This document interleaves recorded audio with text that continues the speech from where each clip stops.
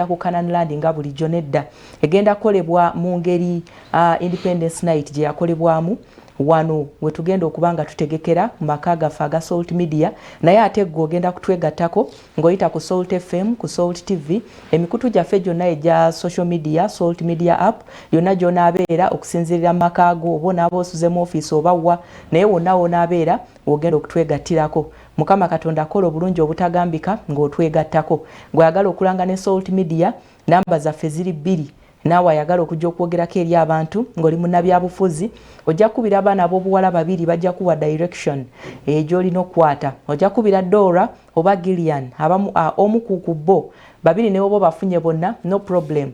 Esooka ya Airtel eri 0702 17 ate ey'okubiri eri 0392 17 57 84. Ezo ze namba zaffe eza Salt Media. Tusangibwa waneeno erungujja wansi w'essomero lya Lubiri SS oba emabega wa poliisi eyerungujja. Buli wa boda amanyiiwo n'owa taxi naye amanyiiwo linnya eza Natete Wakaliga bajja kuleka ku Salt Media femu nnyo. Tugenda genda kebero gwanga nga bwe twakugambye wali mu kutuuka tunulire ensonga ezo ez'enjawulo ezigenze maaso mu ggwanga erya mawanga ag'enjawulo ebweru w'eggwanga eyo nsonga nnyingi ziwandiikiddwa olwaleero naye nga mu ggwanga erya America mu lupapula olwa New York Times bawandiise ku nsonga eya Mitch McConnell. Mitch McConnell yakulira oludda mu Senate oba Parliament eya waggulu mu ggwanga erya America ono yakulira bannaffe bana Republican Majority Leader Senate Majority Leader agenze maaso n'ayozayoza President elect Joe Biden wadde nga ye President yennyini munaffe Donald Trump akyaganya ogenda maaso okukkiriza ebyo ebyava mu kulonda ku nnaku z'omwezi nga 3 omwezi ogwedde ogwa November.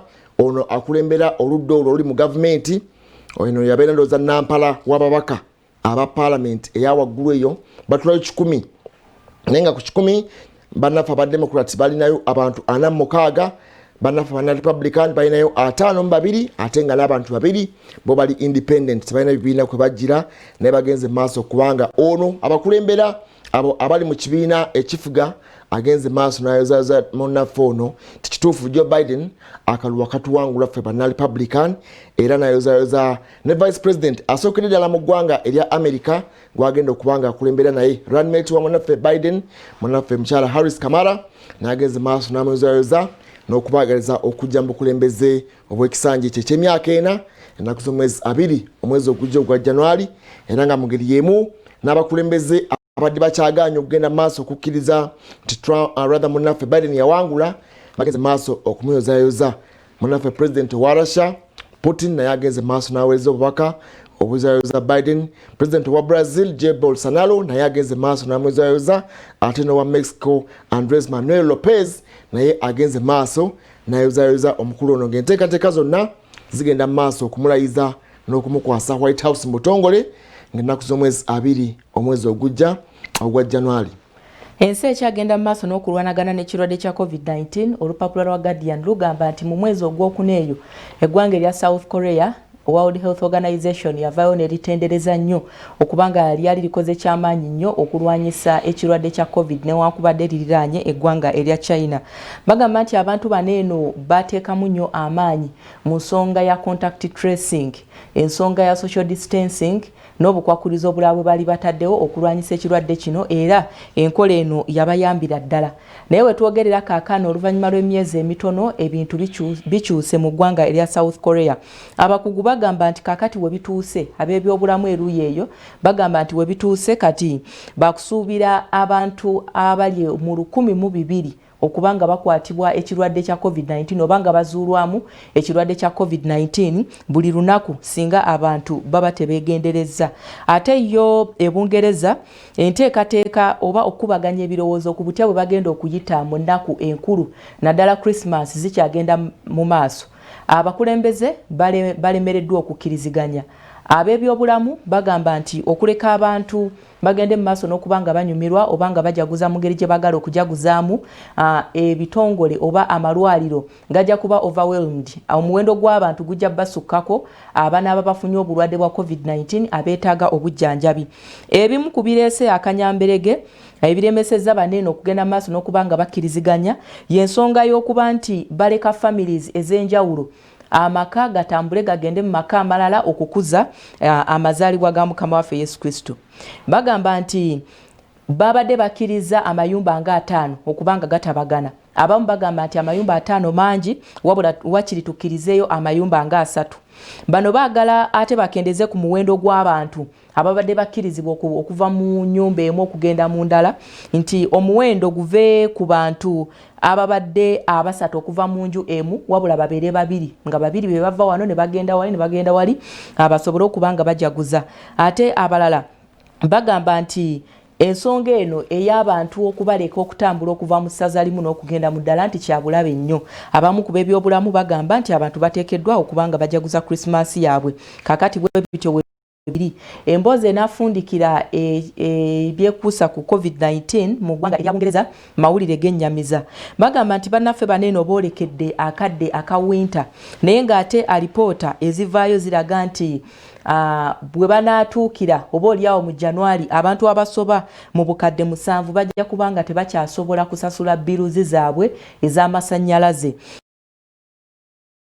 We twogerera kaakano bagamba nti amayumba agali eyo 6,000 kakati gagenda maaso n'okubanga galafugana galina amabanja mayitirivu nnyo okuviira ddala mu mwezi ogwokubiri omwaka guno gwe tulimu. Kye bagambye nti kyabulabe akadde kaneeno be batonyeza be bagamba nti babanja balemereddwa okusasula bali abantu obukadde nga 2 bantu obukadde 2 balemereddwa okubanga basasula biruzi zaabwe ez'amasannyalaze. Kitegeeza nti babeera bali mu babanja. Bwe tutunuulira obukadde buno 2 bubaako ne households ze bubeera bukiikiridde so beeraliikirivu bagamba nti akadde aka winter banaakayitamu batya naye ezo zonna effects za kirwadde ekya COVID-19 kubanga kibeera kikambwe nnyo ate mu budde obunnyogovu basinze okuba ndowooza nga batya embeera naye sekutale wa health mu ggwanga erya Bungereza munaffe Matt Hancock agenze maaso n'abaako era ensonga zalambika nti eggwanga bajja kuba balina enteekateeka gye balina bajja kuggala non-essential shops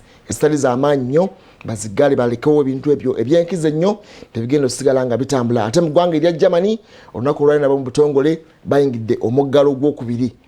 Bano okusinziira ku chancellor mukyala Michael agenze maaso n'agamba nti tebalina kyakukola. Angela Merkel agenze n'agamba nti ekyo eggwanga eryo omuggalo gutandise olwaleero nga 16 paka nga ennaku z'omwezi 10 omwezi ogujja ogwa January.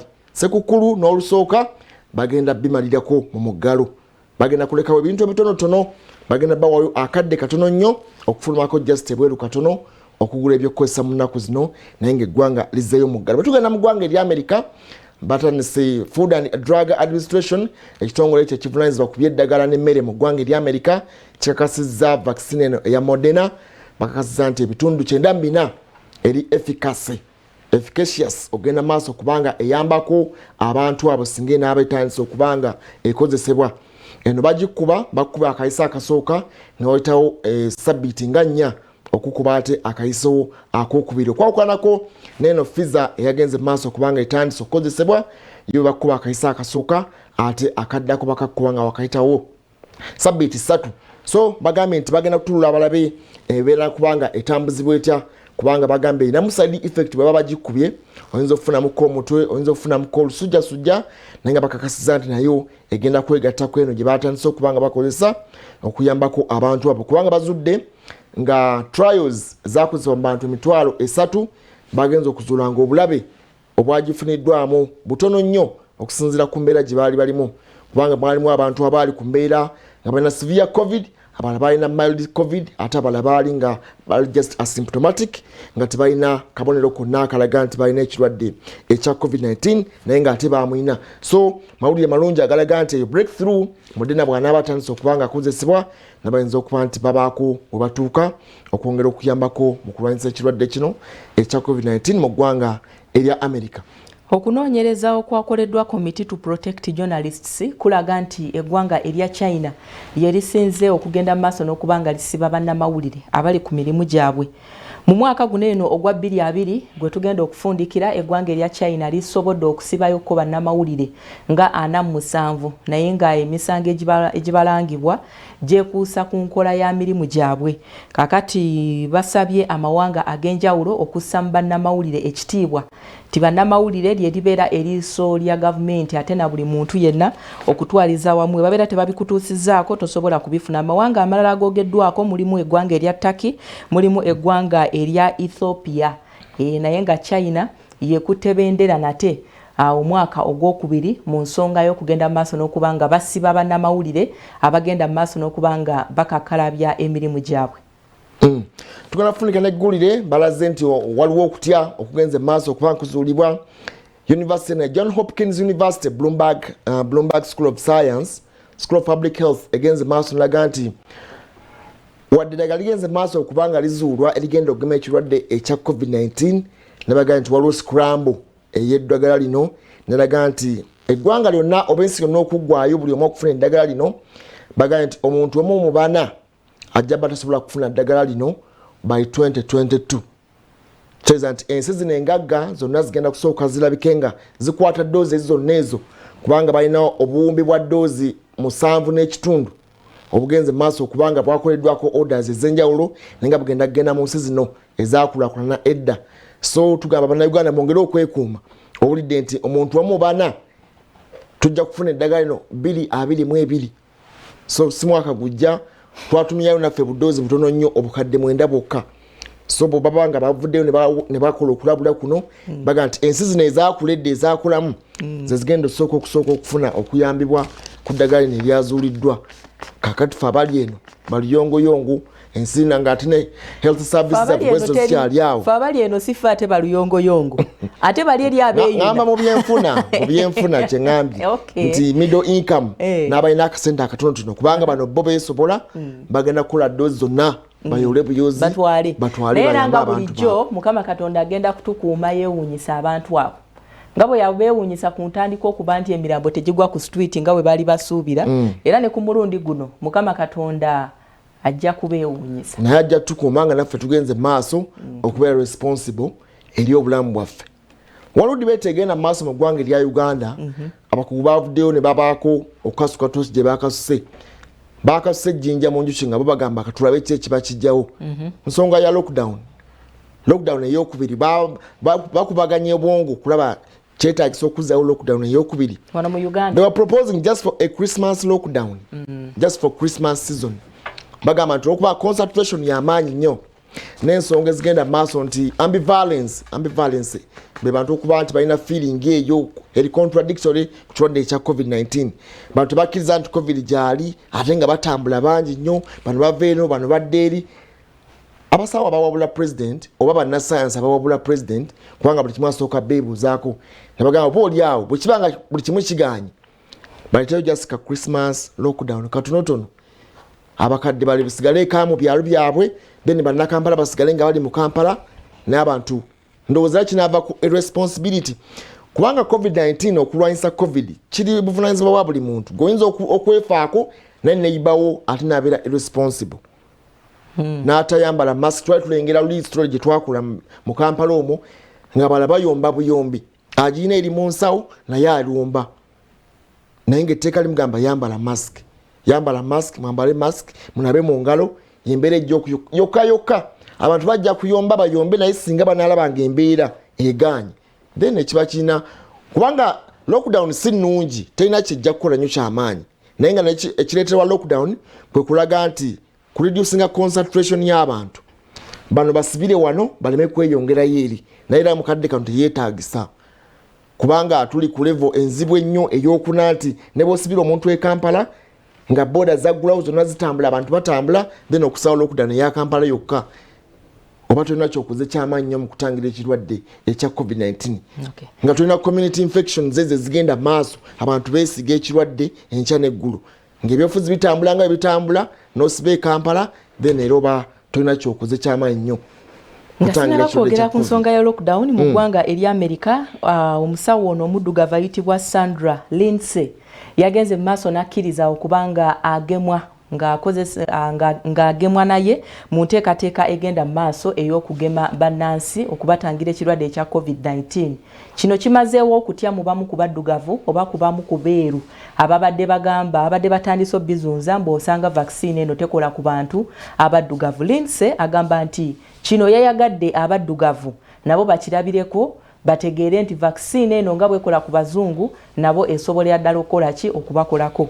N'olwekyo bagume emitima bakkirize bagende mu maaso n'okugemwa. Bwe nkomawo wano ku butaka mu nsonga eya COVID-19 ey'okulangira omuggalo. Katono nnyo nga tunaba kudda ne munnaffe Trump n'agambye akadde konna agenda kubanga agemwa COVID. Akkiriza okusinziira ku muwandiisi we owa White House agenze maaso n'agamba nti akadde konna program egenda kujja. Ya Trump byetaaga n'obyewulirira okuva mu kamwa ke. Kati ate kw'otandika otugamba. Ono ye mwogezi w'amaka g'obwa president. Ye Doni Wanyama waayo. Kituufu. Munnamawulire wa president. Kituufu. Naye bwe tuba twogera ku Trump. Kyetaaga n'owulira nga Trump mwennyini yagamba nti nzikiriza bagenda kukola kitungema. Ate n'obiwulira okuva mu kamwa ke. Weetaaga mulaba wali nga bamuyingizaamu ki? Mouthpiece ya president. Yawulidde oluvuvu. No, ateeka okuba nga kuba buli kyayogera ateeka okuba nga amukkiriza nti yogera kino on my behalf. Trump gwe twogerako omumanyi bulungi nnyo. Ali controversial ye. Tumutegeera bulungi naye akkiriza nti ajja kugenda maaso bamugeme. Kubanga ojjukira n'abaliko ba president nabo baagamba nti bagenda vaayo publicly bagende ku TV babageme ng'ensi yonna eraba. Bill Clinton ajja kugenda bamugeme, munnaffe Obama naye yakkiriza bamugeme. Ndowooza n'omukyala yavuganya 2016 naye yagamba nti tujja kugenda batugeme, making America great again, okuddamu okuzza ekitiibwa kya America oba okuzzayo America mu kitiibwa kyeyina emyaka egimabega. Tuteekeddwa okuba nga tulwanyisa ekirwadde ekya COVID nga tuli wamu. Genda maaso badde olina ky'ogamba. Kale wano bwe tukomawo mu Uganda ensonga y'okugamba nti oba oli awo bakomyewo omuggalo mu kaweefube w'okutangira ekirwadde okusaasaana. Njagala tusooke tutunuulire nature of business wano mu Uganda. Abasuubuzi enneeyisa gye beeyisaamu nti weesanga nti kati mu bitundu ebimu waliyo emmere, waliwo ebika by'emmere ebyasengukayo ng'oli alina kutambula kuva wano agende yiri ggulu naye ng'agenze kulumba nsujju azireete waneno mu Kampala, agenze kulumba binyeebwa, agenze kulumba kasooli abireete waneno mu Kampala. Weesanga ng'omuntu alina okutambula ave eggulu agende e Busia anoonye obulo. Kwegamba bw'otunulira akavuyo ako konna akaliwo nti okuva ebyobusuubuzi bwe byaddamu nate actually ebyobusuubuzi tebyaggalwawo kuba basigala bakkiriza emmotoka zo zasigala zitambula ezitambuza ebyamaguzi. Kitegeeza nti already abantu balinganga batambula okuva mu regions ez'enjawulo ne bagenda ne bakola ki ne bayingira endala.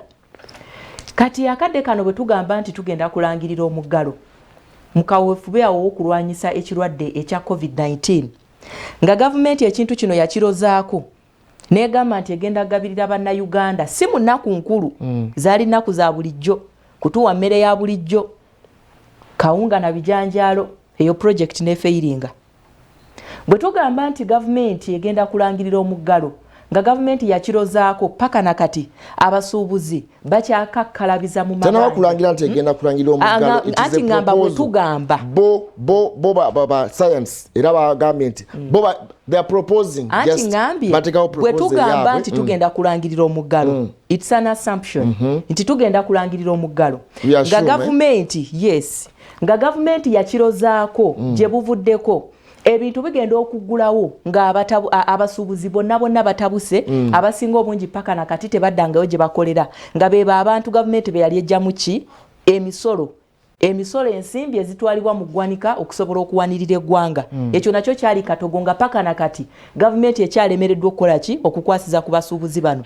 Olabira ddala nti ebikolwa byonna byaki byakatyabaga. Kale katugende mulamwa gwaffe tujja kudda n'ensonga ezo mpolampola gwongera okutunuulira ekyo tulabe kyetubanga tuzzaako olwaliro. Olwa tuba tusuubira mwami Patrick Boy Amuriat okukyalira akakiiko ak'ebyokulonda naye tekigaanira kukyogerako kubanga enteekateeka zaabaddewo yali akonfaminze okusinziira mu munnamateeka we. Era ensonga ze zimu za kumanya biragiro bya COVID-19 oba enteekateeka eyo yennyini ey'ebiragiro byabaweebwa ministry ey'obulamu ku nsonga y'okutambulizaamu kampeyini zaabwe. Abakugu bagamba nti ekirwadde kino kitambulira nnyo mu crowds, size essatu ezo, crowds, compacted areas n'abantu contact abeera nga abantu bali wamu y'embeera esinga okulabika nti etambuza ekirwadde ekya COVID-19. Abantu bano bali tebabombirira okubanga bajja eri akakiiko ak'ebyokulonda okweyanjula n'okusala empenda. Bayinza kutambula batya mu nnaku zino 29 ddala ezisigaddeyo okugenda mu kalulu akasembayo. Mwami Kyagulanyi Onyonyoka olwajja olabise akakiiko ak'ebyokulonda ne baako okukanya kwe bakkaanyiza ne ssentebe w'akakiiko ak'ebyokulonda wadde era ebimu balemeddwa okuba nga bakkaanya. Mwami Patrick Oboi Amuriat yasinzidde mu bitundu ebyo ebyeruuka ng'anoonya akalulu n'agamba tajja kujja alinde Ssekukkulu naye ng'ate Ssekukkulu ekyasigazza ennaku nga 9 okugituukako bwe tuba nga tuli mu nnaku 16 naye ng'ate akyagenda maaso okuba ng'akuba enkuŋŋaana ezo zasookeramu ze bagamba nti zimenya amateeka aga COVID-19 oba ebiragiro bya COVID-19 n'okwongera okusiiga abantu. Abamu balina proposal egamba nti oba oliawo bandisuspendinzeemukko kampeyini ezigenda maaso. Naddala abantu buli omu yeekwasa nti gavumenti yagaba masiki oba teyagaba bukookolo eri abantu bano, naye tulengera n'abeesobola bennyini nga tasobola kwambala masiki. Ye nga ye candidate agenda mu bantu nga talina masiki wadde yeekwasa nti gavumenti tasobola kuwa bantu masiki oba tebasobola kugaba masiki. Kifuuse ekyekwaso ensimbi zabbibwa kituufu, ensimbi zaggyibwa ezalina okugula masiki ne zitagulibwa mu bitundu ebimu, abamu baafunako.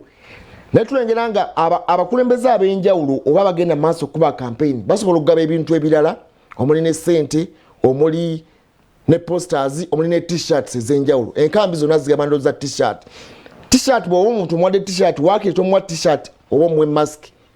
Muteekateeka bakyuseemu mu kifo ky'okugaba t-shirt ne posters ezigenda amaaso nga zigabibwa, babamu bagamba nti abantu baguliremu zi masiki oba oliawo kiyinza okuba nga kiyambako. Obasinkane nga bali 2 oba nga basukka mu 2 naye nga bonna bawadde masiki mu kifo ky'okubawa emijoozi gye bagenda maaso okuba nga balwanira ng'ate batadde mu katyabaga kakulwanira emijoozi nga tebalina wadde akawero ke beetadde ku nnyindo. Yenteekateeka ya kampeyini etambula. Mwami Boy Amuriat agambe tajja kujja naye ng'ensonga yali emusiza ya kampeyini ku charting way forward mu ngeri balina okuba nga bakwasaamu ebiragiro ebya COVID-19 n'okuba kampeyini ze okuba nga amalayo ennaku ezisigaddeyo 29. Enteekateeka zino zonna ezigenda mu maaso okulwanyisa ekirwadde kya COVID-19 wakati mu nnaku enkulu, wakati mu kuwenja akalulu gavumenti eriko kyeteekwa okukola kyetannaba kukola oba oliawo nga kyekiviiriddeko n'abantu ba bulijjo okutandika okulowooza nti obulwadde buno gye buli. Ekikyamu ennyo anti tebuliiyo, ekikyamu ennyo kubanga obulwadde bwa COVID-19 gye buli. Wali mbadde ngamba nti enteekateeka zonna ezasooka ezakwatibwako gavumenti nga erangiridde omuggalo tezatambula bulungi. Kati akadde kano bwe tufuna singa kivayo ne bagamba nti tebagenda kukkiriza bantu kutambula kyere kugenda mu byalo, gavumenti egenda kubanga ate ekoze ensobi y'amaanyi. Lwaki ngamba bwentyo? Abantu bagenda kufuna engeri y'okutambulamu okutuuka mu byalo bino ate emenya amateeka ey'obulabe ennyo eri obulamu bwabwe. Waliyo ebitundu ebimu ng'abantu balinga nga babakusiza mu bigundi, mu bimotoka biroole, ebitwale mu biboksi, mu biki. Kati kubamu akafaananyi ng'abantu abo bonna bakola ki? Bali omu wakati. Bwe tutunuulira ennaku enkulu zino, abakyala ab'embuto mu basuubirira ennyo okuzaala abasinga obungi. Kati kitegeeza nti tuzzeeyo kweri system entambula nga teriiwo kubanga otambula olagawa. Mu bufunze ekikyengezaako gamba gavumenti eyongezeemuko mu kussa mu nkola guidelines ezaateekebwawo ekakase nti abantu bazigoberera ezaateekebwawo okulwanyisa COVID-19. Oba oliawo ebyobufuzi biyinza okuba nga biganye n'abamu ku batandise okuba ebivvulu nabo balemereddwa okubateeminga, naye ate bwe tudda ku nsonga ey'okusaabaza abantu ekyo kisobola okuba dictated ne kigobererwa. Bwe tudda ku muntu wa bulijjo okwambala masiki, twalabye abasirikale abakuumaddembe batandise okuba nga boogereza abantu okukola ki? Okuzambala. Nti abantu tubateekemu kali eri aka personal responsibility. Kiba kyakabenje nnyo okuba n'abakozi nga bakola bakulabako nga oba toliwo buli omu abeera ku bibye. Kiba kitegeeza nti tebakola era tebalimu mwoyo gukola. Gavumenti esala amagezi agakiteeka mu mitima gy'abantu efuuke personal responsibility eya buli omu okwekubiriza nti ekirwadde kya COVID-19 gyekiri era nga bwe kiri eri abalala. Naye ng'ebyo byonna byonna mukulu w'amala nga bigenda mu maaso olunaku lw'eggulo nabadde ndaba abasawo nga bagamba nti bamaze emyezi 5 nga tebakwata ku musaala. Bwe tuba twogera ku kutangira ekirwadde kya COVID-19 omuntu asookerwako ye musawo kubanga ne mu communities abatannaba kumanya nti oba oli awo bafunye obulwadde bwa COVID-19 abantu baneno be bagenda mu maaso n'okubanga batwala samples ne beekebejja ate bagenda mu maaso n'okubanga bakola kwabo ababeera baleeteddwa mu malwaliro. Naye kati wabeera bamaze emyezi 5 nga we bagamba nga babanja ssente nga tebagamba nti tebalina bikozesebwa n'ekintu ekirala kati kiba kitegeeza nti kyakabenje nnyo kubanga bamba batugambye nti ayambala mask eno KN95 kubanga nayo eri ku 95% terina 100%. Bwogenda kuno bano obula surgical mask buno obwa blue obwo bwe bambala obwo kali reusable ka mulundi gumu konoza kalinga ku 85-90% there. Naye bawalirizibwa okuba nti tebalina PPEs ezikozesebwa nti ayambala KN95 n'agiddamu emirundi ng'esatu naye wadde kitegeeza nayo ebeera enafuye nti wadde KN95 y'amaanyi naye era bw'ogyambala n'ogiddamu nga naye kyekigimuddisaamu olw'okubanga naye gy'alina yokka bw'agenda mu store teri kiriyo kigenda kubanga kimuyamba ate ng'agenda kukolako ku bantu abajja kuba kati COVID ali mu community zaffe abantu bajja nga ali asymptomatic talina kabonero konna naye ng'olina omukolako azina kirwadde kirala kyonna naye ng'ate alina COVID-19 kubanga ali mu community zaffe kitegeeza naye tajja mugendako ng'amukwateko magalo bw'atyo agende nga tina gaadi yonna gy'alina kugenda kubanga akwata ku bantu bano kubanga campaign ezigenda mu maaso eyo eri super spreader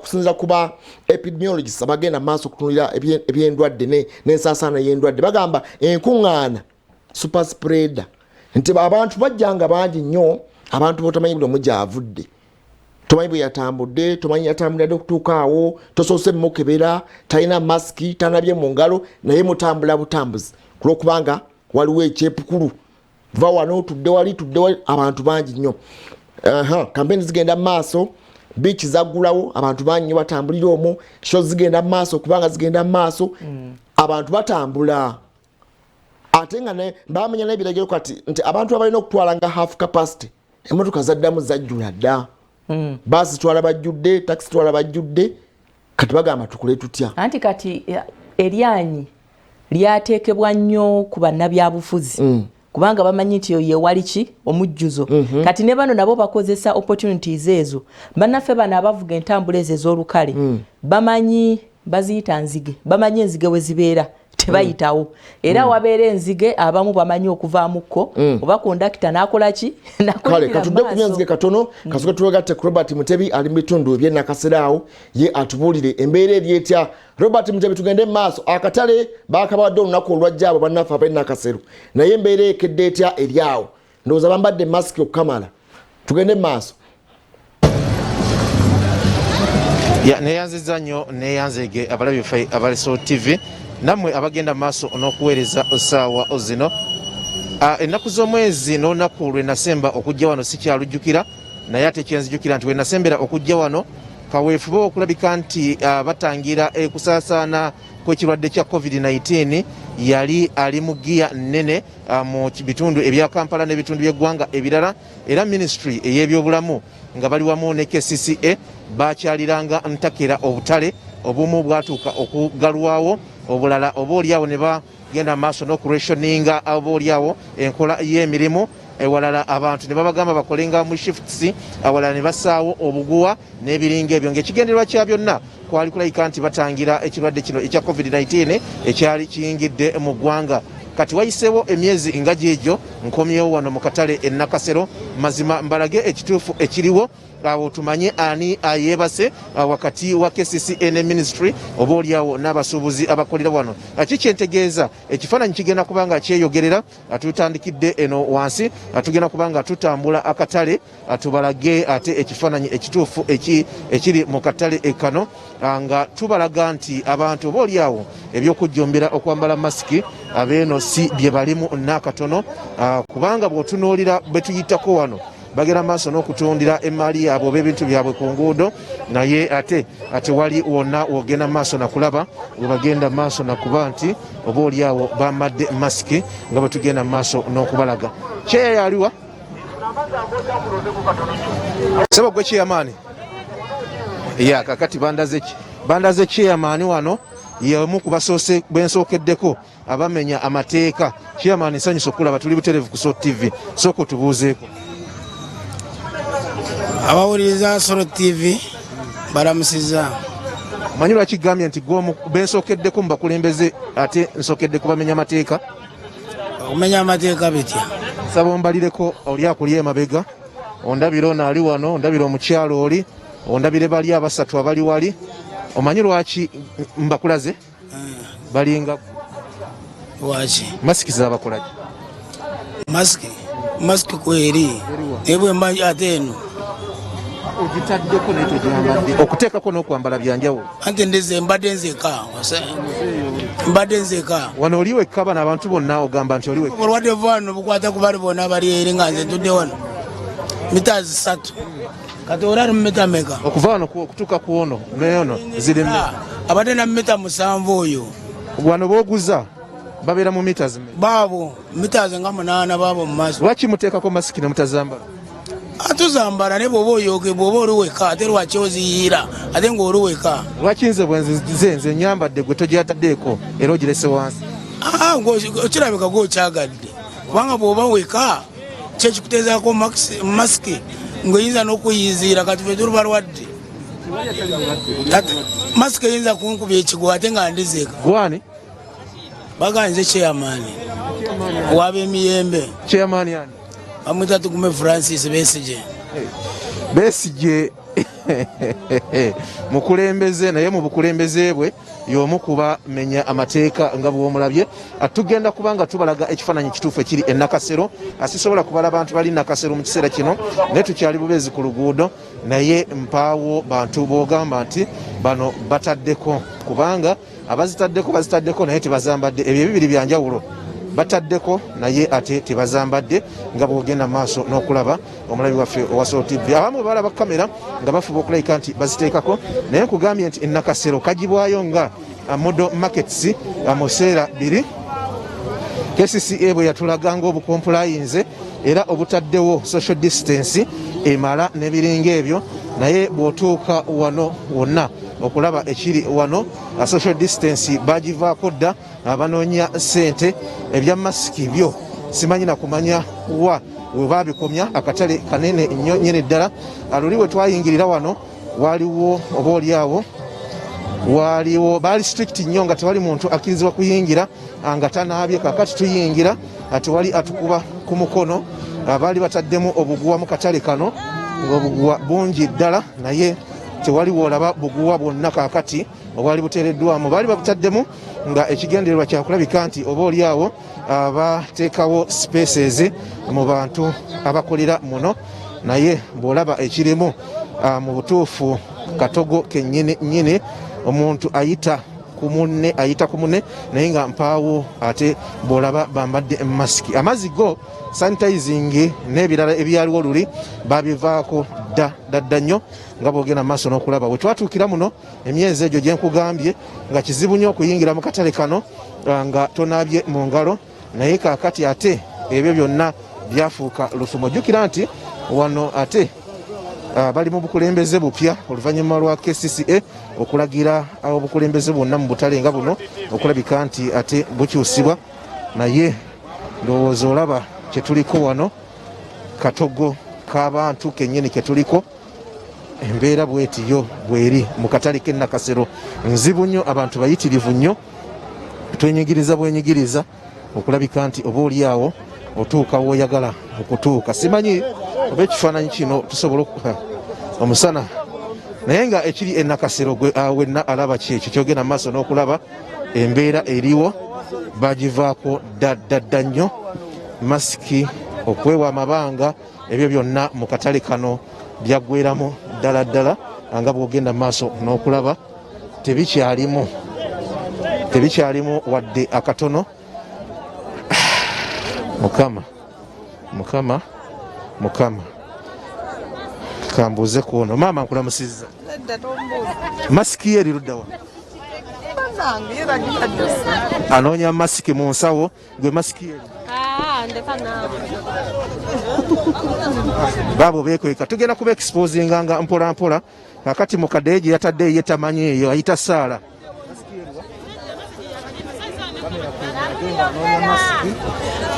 anoonya masiki ffe katumulage kaweefube gwaliko w'okuzuula masiki ye tamanyi wawe yagitadde dakiika 3 anoonya masiki nga bw'olaba talina masiki embeera bweti bweri tuli mu bweraliikirivu tetwagala tudde mu ggalo tulina kusensitizinga bantu kulayika nti bambala masiki yo erabika ebuze asabye ku Agnes amwe kuyiye asabye ku Agnes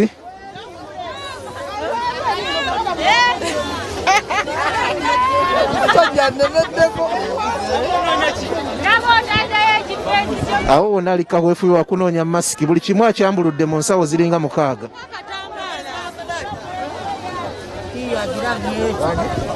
agirabye gijjayo tereko agirabye Kyaddaaki agirabye. Tuli butereevu ku Salt TV tubalaga abantu mu katale kano embeera gye bakoleramu babivaako dda naye nga ekirwadde gye kiri. Kansala masiki eriwa? Kansala woyo yeekweka twagala tulage masiki.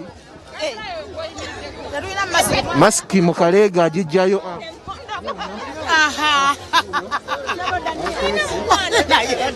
Ate namukoonako naye tayambadde gwe mulabaawo ali mu nseko mpitirivu naye agenda kugenda maaso n'okuginoonya. Agenda kuginoonya masiki aginoonyeza mu kadeeya saawa zino tamanyi gye yagitadde. Ajeeyo bibala yembeera eri mu katale k'e Nakasero. Nkugambye nti we twasembera okujja mu katale kano ate amateeka gaali tayiti nnyo naye agambye tiyagize nayo nga boogenda maaso n'okulaba. Kansala abantu bo nga bali mu buzibu nga tebambala masiki. Abantu bonna badde bava ku masiki naye kati bagenda kudamu. Abantu baali balowooza nti obulwadde tebuliyo ne kati bategedde nti obulwadde gye buli mukama wange. Okimanyi nti embeera gye tuli mu nzibu? Nzibu nnyo mukama wange naye bannayuganda beetaaga kuddamu kusomesa bategedde ndowooza nti obulwadde weebuli. Mukama wange. Embeera bweti bwefaanana wano we tuli e Nakasero. Tubalaga ekiri e Nakasero. Kizibu nnyo okuvaayo naddala nga waliyo akalina n'ovaayo nga oli mulamu oba nga oli seefu. Ffe tujjukiza bujukiza abantu nti balina okwambala masiki. Gwe mulamu gwe tuliko nga Salt TV wano we tuli. Mama nkulamusizza. Kale taata. Oli butereevu ku Salt TV? Linako nyambale masiki. Wangi? Kamala okwambala ku masiki muno. Wangi? Kamala okwambala ku masiki. Kiddemu? Kanyambale ku masiki.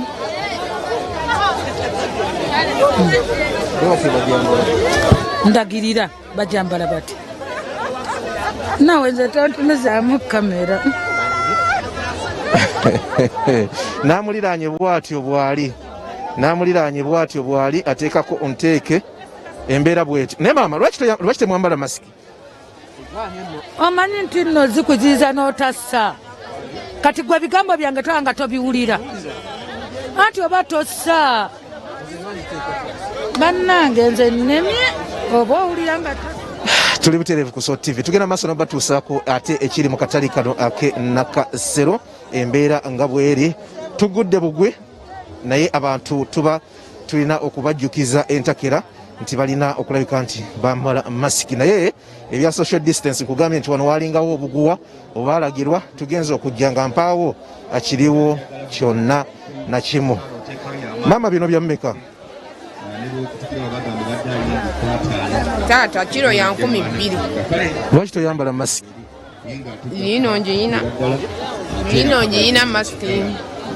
Yeekwese ono bwandabye ne mugambako n'alyoka agiteekako naye nga embeera bwetyo bwefaanana. Omulabi waffe owa Salt TV tuli butereevu tukulaga ekiri mu katale ake Nakasero bwe katyo bwe kafaanana wano wetuli nga tugenda maaso n'okubalaga abafumba emmere ekyenkya kyo kyayidde dda naye wakati mu kufumba ekyenkya ate bo tebabifanako bali kuwa amawulire ffe tubega mmere n'ebiringa ebyo.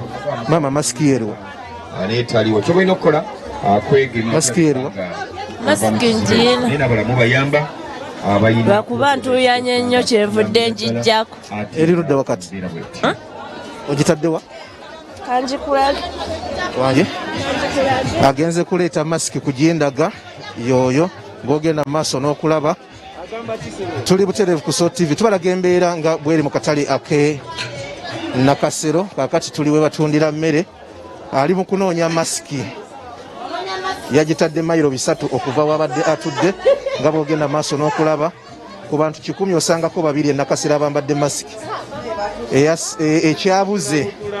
ekyabuze amaze n'agiraba nga bwolaba omulimu gwaffe gwa kubalaga ekiri mu ggwanga n'embeera gye tulimu osaawa zino naye nga bwe bityo bwe bitambula Nakasero eri etya ebintu babivaako dda nnyo nga kyetagisa minisitule y'ebyobulamu ndowooza ne KCCA bwe tuba nga tuli mu Kampala okuva mu kwebaka bazuukuke bajje bataase eggwanga Uganda kubanga oba oliawo bye balwanirira ate babivaako dda ng'oluyimba lwa Ronald Mayinja lwe yayimba nga tannaba kusala ddiiro we lugamba bye balwanirira balabika Nakasero yo babivaako dda nnyo. Abakyala baabano batudde wano omu 2 3 4 5 6 omu 2 3 4 5 6 bataddeko masiki naye tebazambadde bazitaddeko naye tebazambadde ajati akubye n'endoolo omulaba takikkiriza wuuyo embeera bwetyo kakati ono simanyi oba agirina naye ng'ogirina simaina weeri njirina jambale bakukutte dda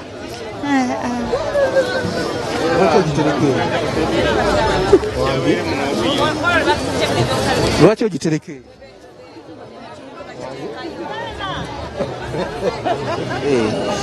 Nakasero masiki yeru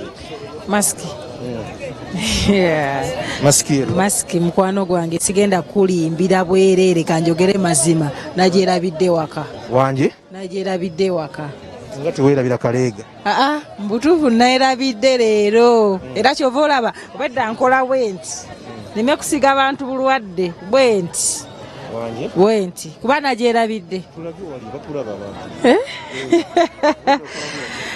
bedda nkola bwenti wali ovuddeko ewaka nga novaayo nga weerabidde okwambala empale nakyo nsobola okwerabira nagyerabira ate sola ddu kubuulira kuba sola ddu jjukira naye nga kisoboka omukalukalu tajja busera bwe bubaako bwe bumutuuse nti nga bumwokezza nti butuuse wenjagala naye nga Nakasero tumutambudde abalabi baffe aba SOT TV nga twagala bwagazi kubajjukiza nti tulina okwambala masiki abakyala omu 2 3 bali mu nakati bonna tekuli ayambadde masiki nga bw'obalaba naye nga bali wano mu katale ake Nakasero hajati wuuno ali mu kuginoonya agitadde mu oba mu ki sijja kulimba ono bwandabye naye n'agiwanulayo gyebadde n'agenda maaso n'okugissaako wakati mu nseko ennyingi. Lwaki ogikweka? Nedda sigikwese kati olaba mbeera nguza wano bakasitoma nga basobola kwogera bulungi kati ate nga wano nguza bakasitoma kati otubeera wano kuwasiwasi obimanyi naawe tuba tetusobola kwogera bulungi era kati oba olina okugijjawo kolyoka oyogere ne kasoma omuguze wasiwasi n'obulamu ki ekisinga? Bulamu bwe businga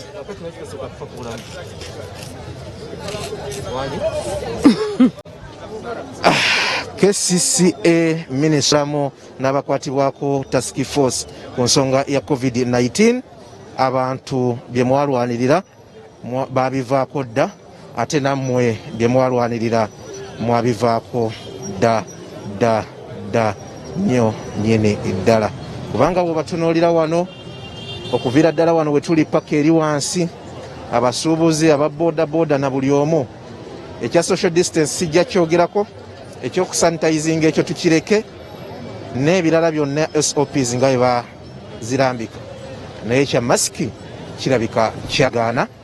Tulina kuddayo oba oliawo okusensitizinga bantu n'embeera oba oliawo okulabika nti eddamu okuteekebwamu amaanyi nga bwe kyali okulabika nti twewala okudda ku muggalo.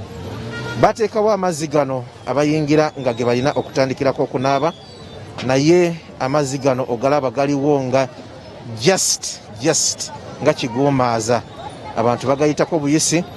Luli obutale bwali butaddewo abantu nga babeerera ddala ku mazzi n'ebiringa ebyo naye ebyo byonna babivaako. Tusampolinze enkya ya leero akatale k'e Nakasero tujja kgenda mu bifo ebyenjawulo nga tetubategeezezza ffe tubalage bulazi. Tuba tulina okujjukiza gavumenti n'abakwatibwako ensonga nga zino nti balina okuzuukuka kubanga bye baalwanirira ate bizeemu. Muhammad Wamala ne Fedi Nabwire kambaddiza omuzindaalo.